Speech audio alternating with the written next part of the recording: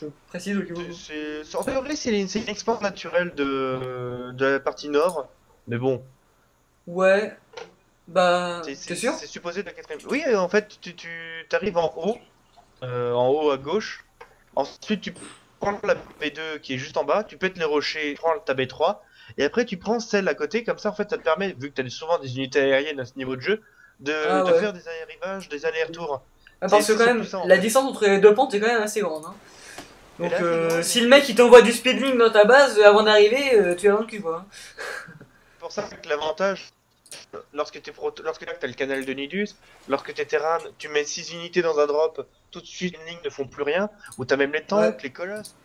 C'est Il y a toujours un moyen de contourner les défenses.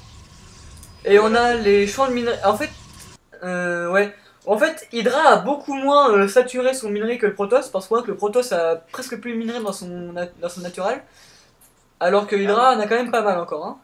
Il y a aussi beaucoup de propres qui sont en train de. Voilà, il y a beaucoup de propres maintenant qui sont en attente. Et on a une colonie de portails lancée par Mikita, Où ça? derrière sa naturelle.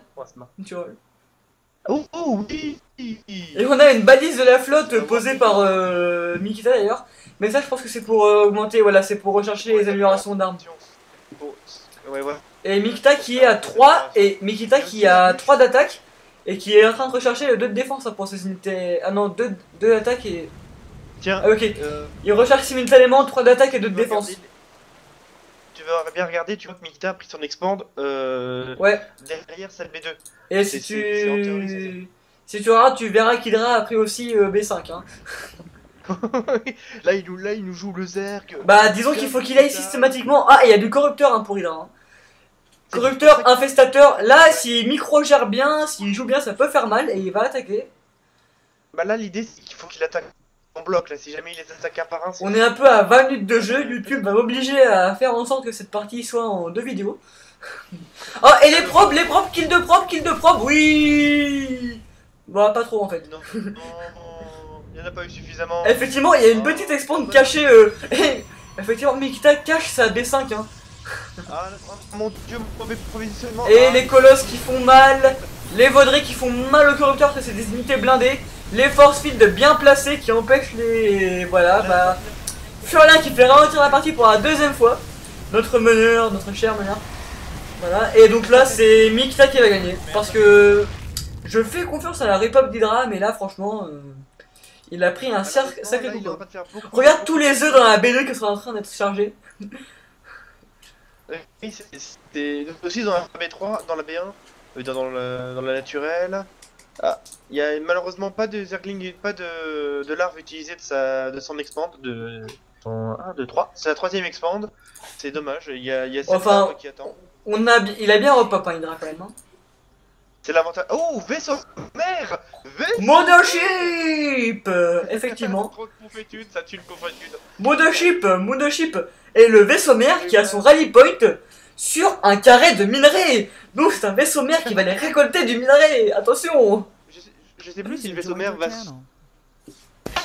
Alors là, c'était du pur dépompage massif.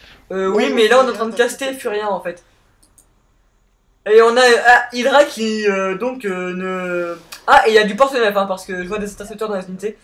Il y a du porte-nef amélioré puisqu'il a 8 intercepteurs. Plus 3, il manque juste l'amélioration de bouclier ouais. Et c'est porte-nef.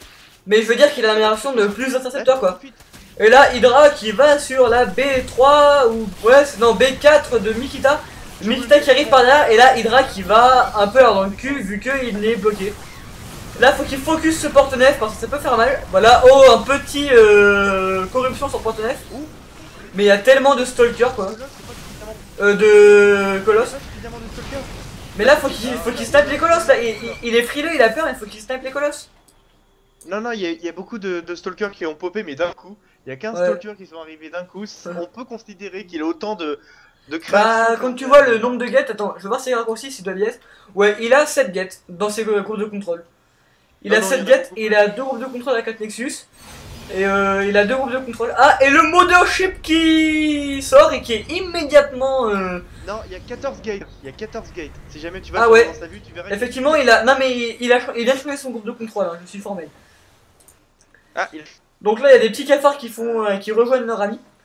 Mais Hydra qui repop bien quoi. Hein, Et mais regarde les minerais quoi. Il y a 3000 de minerais pour Hydra et 2000 pour Mikita. Donc ça veut dire qu'en gros, à chaque fois, là, ce qu'il faut faire, c'est qu'ils ils vont repop leur armée.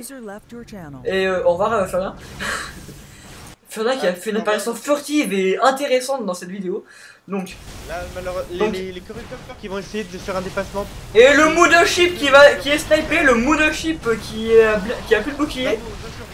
Mais voilà, il a perdu la moitié de sa ligne et son bouclier va repop lentement. Et il a plus d'anti-air, donc là, au revoir. Là, ce qu'il faudrait qu'il fasse, là il y a son Mothership, qu'il aille dans sa main. Là, il regarde s'il n'y a pas une petite expand pour Hydra. Il a vu qu'il n'y avait rien, il va pas dégommer.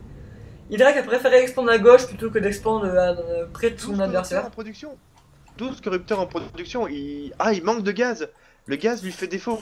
Effectivement, oui. Et effectivement, il y a 12 corrupteurs en production et il recherche une unité arc volante amélioration d'attaque 2. Et les 11 corrupteurs qui sortent d'un coup. Vu qu'il voit que son adversaire passe sur beaucoup d'unités aériennes, si jamais il part pas sur les unités entières, il est très mal barré.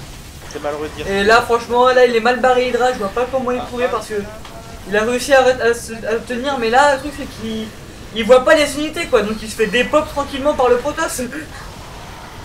Malheureusement, là, Mikita a pris un très bon positionnement. Et le Mothership qui est tombé. Donc il peut choper.